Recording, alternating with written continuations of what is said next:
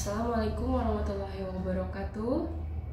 Perkenalkan, saya Itoh Masitoh, SPDI, mahasiswa Pasca Sarjana Universitas Mutakin Purwakarta, Program Pendidikan Agama Islam semester 2. Ingin menyampaikan hasil pemahaman saya dalam mata kuliah Teori Pendidikan Komparatif yang diasuh oleh Bapak Dr. Manpan Derajat MAG.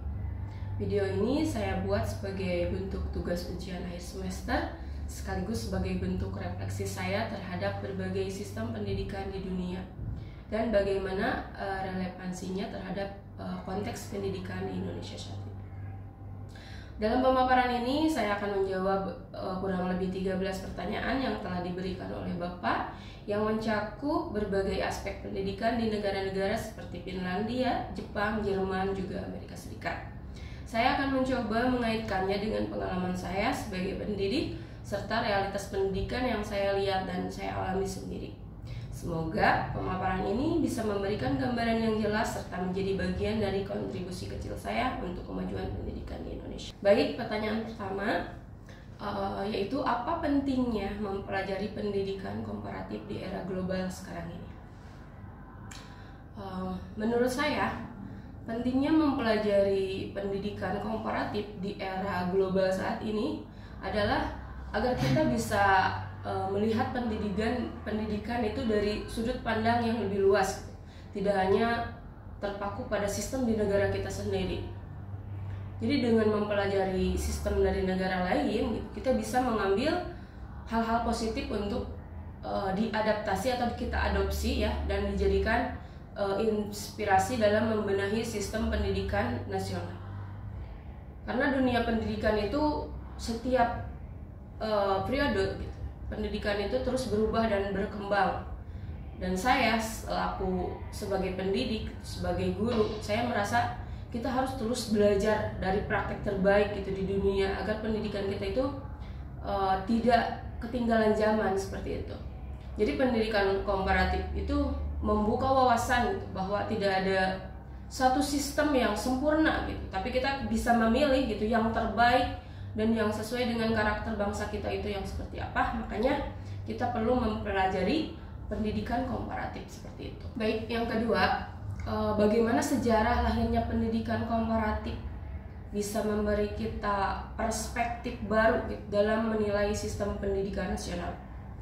Jadi dengan kita memahami bagaimana pendidikan komparatif itu sendiri lahir gitu, kita jadi bisa melihat bahwa sistem pendidikan itu dibentuk oleh konteks sosial, budaya, politik gitu, juga ekonomi masing-masing setiap negara tersebut gitu. Kita jadi lebih objektif gitu menilai sistem pendidikan kita sendiri gitu. Tidak hanya melihat fokus kepada kekurangannya saja gitu, tapi juga memahami mengapa sistem kita itu terbentuk seperti sekarang ini gitu.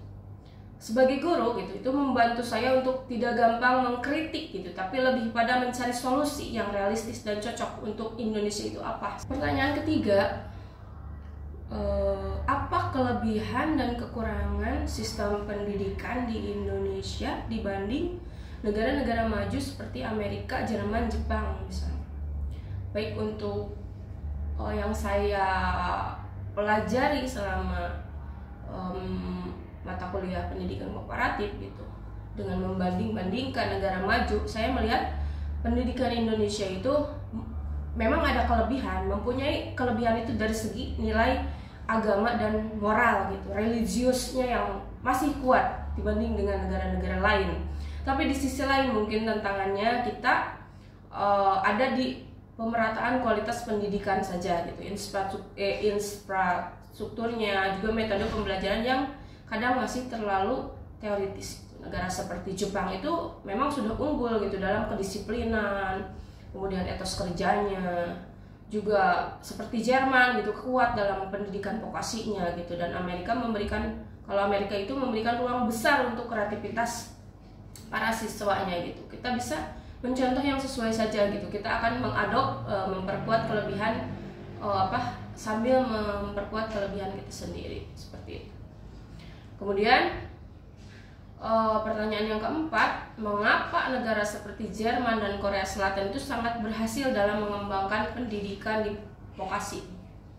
Apa yang bisa ditiru dari situ? Oke. Karena mereka itu serius sekali menyambungkan dunia pendidikan dengan dunia kerja gitu. Jadi sistem vokasi mereka itu sangat modern, sangat praktis, sangat mendukung gitu untuk kerjasama antara sekolah dan industri seperti itu. Jadi di sana itu mereka menempatkan pendidikan vokasi itu sejajar dengan akademik gitu, bukan sebagai pilihan kedua seperti itu. Jadi ini penting sekali ya untuk kita adopsi di Indonesia, karena banyak siswa di sini yang memang menurut saya lebih cocok di jalur vokasi gitu. Saya sebagai guru, saya sering melihat anak-anak yang punya keterampilan luar biasa gitu, tapi mereka belum punya ruang yang untuk berkembang gitu, karena sistem kita memang masih terlalu akademis seperti itu.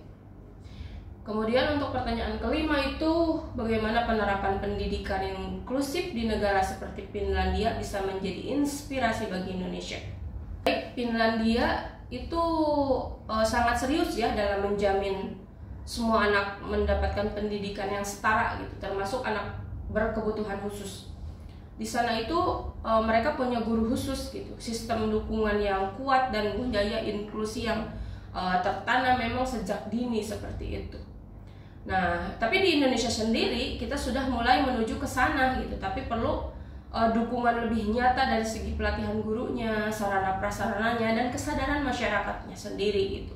Nah, saya sebagai guru merasakan tantangan ini gitu, dan saya yakin kita bisa lebih baik kalau semua pihak itu serius bekerja sama seperti itu untuk inklusi. Saya sendiri memang mengajar di inklusi seperti itu. Untuk keenam, apa saja perbedaan mendasar dalam pendidikan karakter antara Jepang, Amerika Serikat, juga Indonesia? Kalau yang saya pelajari selama mata kuliah bersama Bapak gitu, di Jepang itu menekankan pada benar-benar kedisiplinan gitu, disiplin, tanggung jawab, kerjasamanya itu sangat kompak seperti itu. Kemudian Amerika itu lebih fokus pada kemandirian dan rasa percaya diri kepada anak, membangunnya. Sementara di kita sendiri di Indonesia itu menekankan kepada akhlak dan nilai-nilai keagamaannya yang sangat kuat. Tapi terkadang gitu pelaksanaan pendidikan karakter di kita itu belum konsisten nih. Tidak semua guru bisa menjadi teladan gitu, yang seharusnya ini seharusnya dibenahi. Saya pribadi gitu, merasa pendidikan karakter itu bukan hanya diajarkan lewat teori-teori saja gitu, tapi harus lewat contoh nyata, praktek di lapangan langsung gitu. Jadi guru juga semua lingkungan sekolah itu mengajarkan secara nyata seperti itu. Pendidikan agama sering menjadi isu sensitif. Bagaimana pendekatan pendidikan agama Islam di Eropa berbeda dari negara-negara Asia? Baik. Mungkin di sini saya menjawab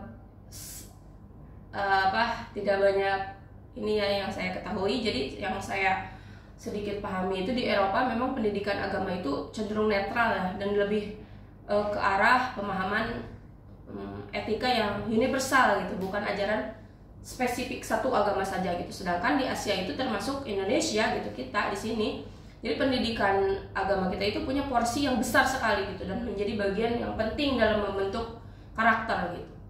Jadi tantangannya itu adalah bagaimana tetap menjaga toleransi dan keterbukaan dalam sistem yang religius. Jadi saya sebagai pendidik gitu, saya melihat penting sekali untuk membimbing siswa agar tetap memiliki iman yang kuat gitu, tapi juga menghargai perbedaan seperti semboyan kita Bhinneka Tunggal Ika. Ini pertanyaan ke-8, apa yang membuat guru di Finlandia itu begitu dihargai dan dihormati? Apakah mungkin sistem itu diterapkan? Apakah mungkin sistem tersebut bisa diterapkan di kita di Indonesia? Seperti itu ya. Guru di Finlandia itu mendapat kepercayaan penuh dari masyarakat gitu, karena memang proses seleksi guru untuk di sana di Finlandia sendiri itu sangat ketat gitu, dan profesional di sana digajinya itu sangat layak gitu, dan diberikan kebebasan untuk mengembangkan metode mengajar seperti itu. Saya yakin ya hal ini bisa diterapkan di Indonesia Tapi jika ada niat yang kuat dari pemerintah untuk menjadikan guru sebagai ujung tombak perubahan gitu. Jadi sebagai guru saya sendiri kadang merasa kurang dihargai, padahal memang beban dan tanggung jawab kami sangat besar gitu. Jadi sudah saatnya kita memang mengubah cara pandang gitu terhadap profesi guru gitu. Profesi guru di Indonesia itu ya seperti moto kemenah gitu, ikhlas beramal seperti itu. Yang ke-9 dari Bapak, kalau Anda jadi materi pendidikan, apa reformasi guru yang pertama kali Anda lakukan setelah mempelajari sistem di negara lain?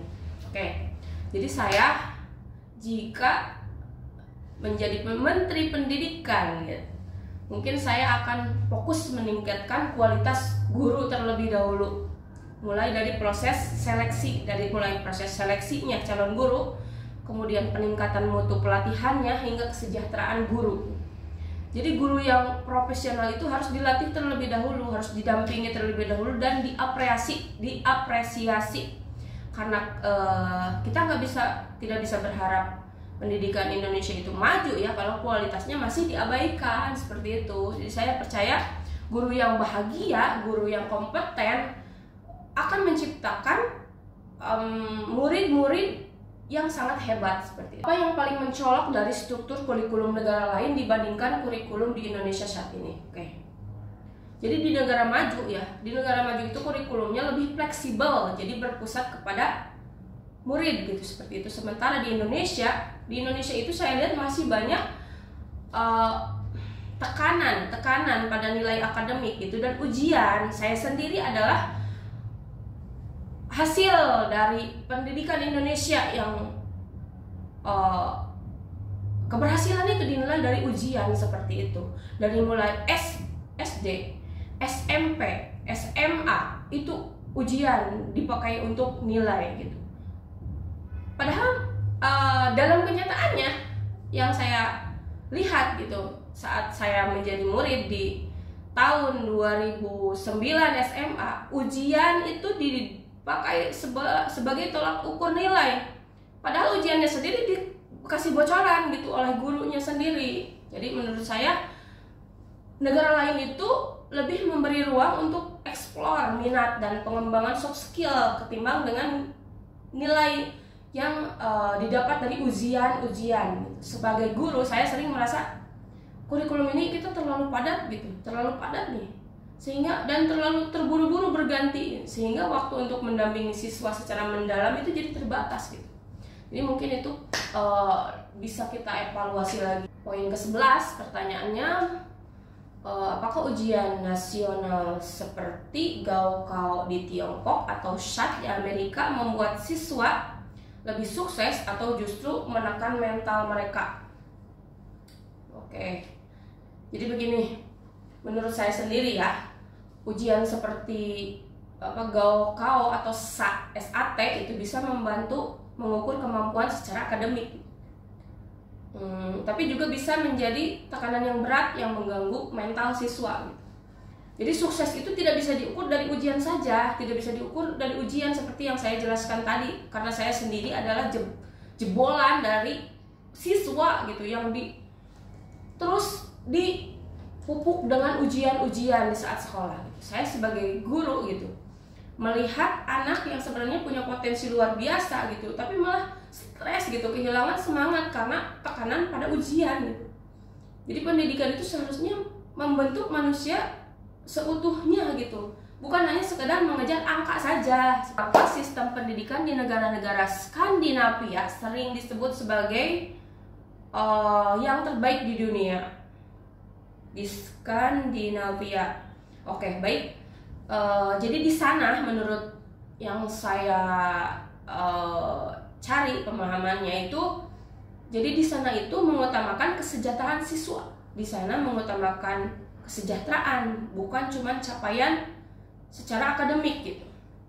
Di sana guru diberikan kebebasan dan siswa itu belajar tanpa tekanan gitu. Jadi semua anak itu mempunyai hak yang sama gitu. Jadi mungkin rahasianya di sana itu adalah komitmen negara untuk benar-benar menjadikan pendidikan itu sebagai prioritas mereka gitu, sebagai prioritas utama seperti itu. Dan saya sebagai pendidik gitu merasa memang sistem seperti ini membuat pembelajaran itu memang lebih bermakna ya. Jadi tidak hanya fokus mengejar nilai terus-terusan seperti itu. Jadi fokus juga membentuk karakter. Pertanyaan terakhir, pertanyaan ke-13, apa hal paling menarik yang atau mengejutkan dari sistem pendidikan di Amerika Serikat? Oke. Menurut yang selama ini saya dapat dari materi kuliah dan juga searching ya, jadi menarik sekali ya dari sistem pendidikan di Amerika sendiri adalah mereka mempunyai kebebasan yang berpikir sebebas-bebasnya ya. Pendekatannya sangat menghargai sekali keberagaman seperti itu. Di sana itu siswa didorong sangat aktif, berpikir kritis, kemudian menyampaikan pendapatnya itu sejak kecil gitu, sudah dipupuk sejak dini. Nah ini penting sekali ya, karena bisa membentuk kepercayaan diri gitu dan daya saing. Kemudian saya sebagai pendidik sendiri, saya ingin membawa semangat seperti itu di kelas saya, seperti itu, bukan hanya hafalan. Kemudian saya ingin membiasakan berpikir gitu dan berdiskusi gitu secara sehat dengan mereka. Demikian pemaparan yang bisa saya sampaikan dalam ujian akhir semester mata kuliah teori pendidikan komparatif. Saya menyadari bahwa sistem pendidikan di berbagai negara memiliki keunikan-keunikan dan tantangannya masing-masing. Dari materi yang saya pelajari dan refleksi pribadi saya sebagai seorang pendidik, saya semakin yakin bahwa tidak ada sistem pendidikan yang sempurna di dunia ini, tapi kita bisa belajar dari yang terbaik dan menyesuaikannya dengan karakter bangsa kita. Dan Wassalamualaikum warahmatullahi wabarakatuh.